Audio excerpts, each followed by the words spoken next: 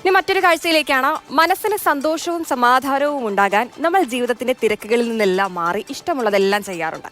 അത്തരത്തിൽ ഒറ്റപ്പെട്ട ജീവിതത്തിന്റെ വേദന മറക്കാനും സന്തോഷത്തോടെ ഇരിക്കാനും ഒരു മെക്സിക്കൻകാരി കണ്ടെത്തിയ വഴി കുഞ്ഞു പക്ഷികളെ പരിപാലിക്കലാണ്.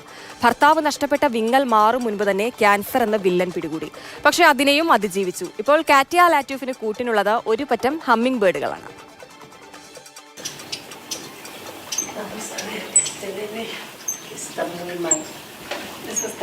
Se quedó mucho tiempo mojado. Aquí es. Listo. No, te digo como empacarlo, pero yo no puedo, yo no tengo el servicio de pasar por ellos. Ah, no, yo lo llevo mañana. Pero, ¿por qué? Así es. Ayer estuvo lloviendo muy fuerte. Ay, sí. Salió el uso. Okay. Es la que está ahí. Ok. Son los consejos que damos. Tengan una mascota.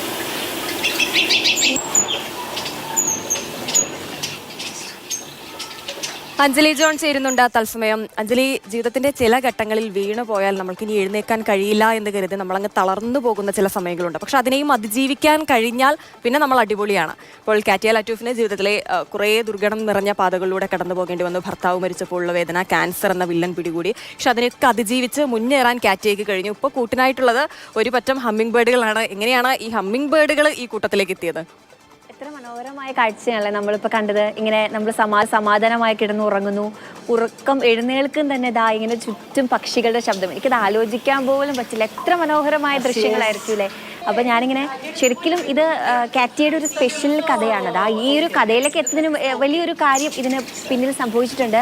അങ്ങനെ മനോഹരമായ ജീവിതമായിട്ട് കാറ്റിയ ഇങ്ങനെ മുന്നോട്ട് പോകുമ്പോഴാണ് തൻ്റെ പ്രിയപ്പെട്ട പാർട്ട്ണറിനെ നഷ്ടമാകുന്നത്. അപ്പോൾ അതിലിങ്ങനെ വിഷമിച്ചൊക്കെ ഇരിക്കുന്ന സമയത്താണ്, കൂടാതെ അവിടെ കൊണ്ട് ജീവിതം പിന്നെയും തോൽപ്പിക്കാൻ ശ്രമിക്കുകയായിരുന്നു. ക്യാൻസർ പിടിപെട്ടു. പക്ഷെ അതിലൊന്നും നമ്മുടെ ഈ നായിക അതിലൊന്നും തോറ്റില്ല കേട്ടോ. അങ്ങനെ വന്നപ്പോഴാണ് നമ്മളിടയ്ക്ക് പറയാറില്ലേ, മനുഷ്യന്മാർക്ക് തനിയെ ജീവിക്കാൻ കഴിയില്ല എന്നൊക്കെ നമ്മൾ പറയും. നമുക്കൊരു കൂട്ടൊക്കെ വേണം, വഴക്കൂടാനും ദേഷ്യപ്പെടാനും പിണക്കങ്ങളൊക്കെ പങ്കുവെക്കാനും അങ്ങനെ എല്ലാ മൊമെന്റ്സും ഷെയർ ചെയ്യാൻ. നമുക്കൊരു കൂട്ടില്ലാതെ നമുക്ക് ജീവിക്കാൻ പറ്റില്ല എന്ന് പറയും. അങ്ങനെയാണ് ഇതുപോലൊരു കാര്യത്തിൽ സ്വന്തം റൂമിൽ ഇതുപോലെ അതിൻ്റെ ഭാഗത്തൊരു ചെറിയ ക്ലിനിക്കാണ് ആൾ തിരഞ്ഞെടുത്തത്. ഹമ്മിംഗ് ബേർഡ്സിന് വേണ്ടിയിട്ട് ഒരു ചെറിയ ക്ലിനിക്ക്. അതുപോലെ ഇങ്ങനെ ഇഞ്ചേർഡ് ആയിട്ടൊക്കെ വരുന്ന ഹമ്മിംഗ് ബേർഡ്സിനെ ഏകദേശം ഇതുപോലെ അവിടെ പാർപ്പിക്കുന്നു. അവർക്ക് വേണ്ട ചികിത്സകളും ഭക്ഷണങ്ങളൊക്കെ ഒരുക്കി അവരെ സുരക്ഷിതരായിട്ട് അവരെ ഒരുക്കി വിടുകയാണ്. 2012 ഇതുപോലെ സ്വന്തം റൂമിൽ തന്നെ ഒരു ക്ലിനിക്ക് തുടങ്ങുന്നത്. ഇപ്പോൾ ഏകദേശം ഒരു വർഷത്തിനുള്ളിൽ 200-300ഓളം ഇങ്ങനെ ഹമ്മിംഗ് ബേർഡ്സിനെയൊക്കെ പറത്തി വിടാറുണ്ട്. ഞാനിങ്ങനെ ഈ ഹമ്മിംഗ് ബേർഡ്സിനെ പറ്റിയിട്ട് ഇങ്ങനെ നോക്കുമ്പോൾ ഇങ്ങനെ മനസ്സിലാക്കാൻ കഴിഞ്ഞ കാര്യം, ഈ അമേരിക്കയിൽ തന്നെ പല ഭാഗങ്ങളിലായിട്ടാണ് ഈ ഹമ്മിംഗ് ബേർഡ് ഉള്ളത്. പക്ഷേ ഞാൻ ഈ കിളിയുടെ ചുണ്ട് ഇങ്ങനെ ശ്രദ്ധിക്കുകയായിരുന്നു. ഇതേ കിളി തന്നെ നമ്മുടെ കേരളത്തിലൊക്കെ ഉണ്ട്. സൺബേർഡ് എന്നാണ് പറയുക. നമുക്കിങ്ങനെ ദൃശ്യങ്ങൾ കാണുമ്പോൾ അറിയാൻ പറ്റും. ഇതിൻ്റെ ചുണ്ടിച്ചിരി നീണ്ടാണ്. നമ്മുടെ നാട്ടിലുള്ളതൊക്കെ ഇങ്ങനെ ചെറിയ വളവുണ്ടായിട്ട് അങ്ങനെ പറയാൻ കാരണം, എൻ്റെ നാട് വേങ്ങൂർ എന്ന് പറയും, പെരുമ്പാവൂർ വേങ്ങൂരാണ്. അപ്പം അവിടെ ഇതുപോലെ തന്നെ അമ്മയൊക്കെ രാവിലെ വിളിച്ചെഴുന്നേൽപ്പിക്കുന്ന മുമ്പ് ഒരു 4 മണി 4:30 ആകുമ്പോൾ ഞങ്ങളും ഇതുപോലെ ഉറക്കത്തിൽ നിന്ന് എഴുന്നേൽക്കുമ്പോൾ കേൾക്കുന്ന ശബ്ദം മുഴുവൻ ഇങ്ങനെ ഫുൾ കിളികളുടെയാണ്. വലിയ കാടാണ് അവിടെ. അപ്പോൾ അതിൽ ഇതുപോലെ ഈ പറയുന്ന പോലെ ചെറിയ കിളികളുടെ സൗണ്ട്. അപ്പോൾ ഞങ്ങളിങ്ങനെ അടുക്കളയിൽ നിന്ന് കഴിയുമ്പോൾ അവിടെ ചെറിയൊരു മിറർ വെച്ചിട്ടുണ്ട്. അപ്പോൾ അതിൽ എന്നും ഇതുപോലെ തന്നെ ഈ കുരുവി, ഞങ്ങളതിനെ കുരുവി എന്ന് പറയുക, അതിലിങ്ങനെ എൻ്റെ ചുണ്ടിച്ചിട്ട് ഒരു കോർത്തിട്ട് തേനൊക്കെ കുടിക്കാൻ വേണ്ടി വരുന്ന ഒരു കിളിയാണ്.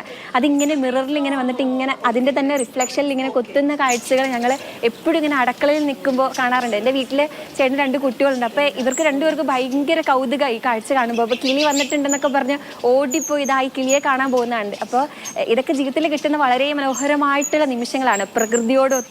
പ്രകൃതിയോട് ഒരുമിച്ച് ഇങ്ങനെ ജീവിക്കുക എന്നൊക്കെ പറഞ്ഞു കഴിഞ്ഞാൽ അത് ഭയങ്കര രസകരമായിട്ടുള്ള കാഴ്ചകളാണ്. എന്തായാലും നമ്മുടെ നായിക ഇവിടെ സന്തോഷത്തോടെ മുന്നേറുകയാണ്. അപ്പോൾ അവിടെ അങ്ങനെ ക്ലിനിക്കിൽ വരുന്ന ആളുകളെ നമുക്ക് കാണാൻ പറ്റുന്നുണ്ട്. അവർ പോലും ഇങ്ങനെ ചുറ്റും വരുമ്പോൾ അങ്ങനെ പരിപാലിക്കാൻ വേണ്ടി അവർ വന്നതാണ്.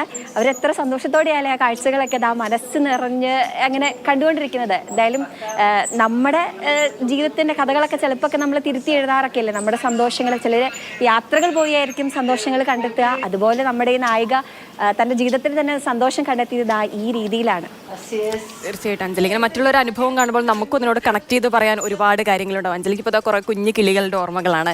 എന്തായാലും കാറ്റിയയ്ക്ക് ഇപ്പോൾ ഹമ്മിങ് ബേർഡിനെ ഒരുപാട് ഇഷ്ടമാണ്. പക്ഷേ ജീവിതത്തിൽ കാറ്റിയ ശരിക്കും ഒരു ഫിനിക്സ് പക്ഷിയാണ്. വീഴ്ചയിൽ നിന്ന് ഉയർത്തെഴുന്നേറ്റ് പറന്ന് ഇനിയുള്ള ജീവിതം ഹമ്മിങ് ബേർഡ്സിനെ സംരക്ഷിച്ചുകൊണ്ട് അവരെ പരിപാലിച്ചുകൊണ്ടാകണമെന്ന് തീരുമാനിച്ച ഒരു വ്യക്തിത്വമാണ്. അപ്പോൾ എന്തായാലും മനോഹരമായ ഒരു കാഴ്ച, അതിജീവനത്തിൻ്റെ കാഴ്ച. ശരി അഞ്ജലി.